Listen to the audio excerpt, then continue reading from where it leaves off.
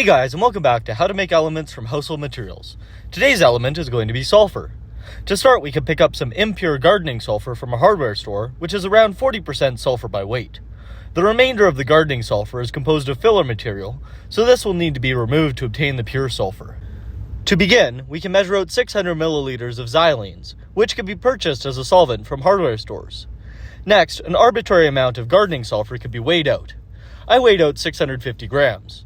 The sulfur and xylenes can then be added to a large Erlenmeyer flask, and a condenser can be set up to prepare for reflux.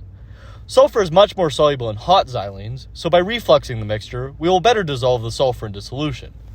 Once it appears that no more sulfur is dissolving, the hot xylenes can be decanted off into a beaker and allowed to cool to crystallize the extracted sulfur out.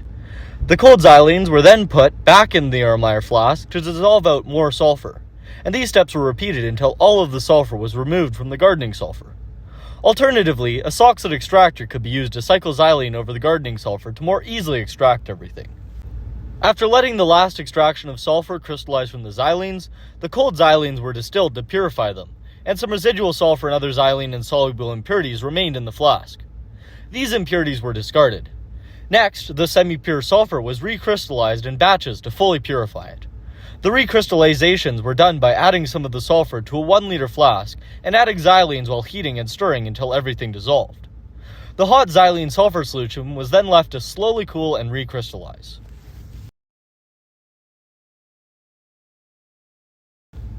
After recrystallizing all of the sulfur, it was vacuum filtered, rinsed with a bit of cool xylene, and then rinsed with acetone to help remove the xylenes.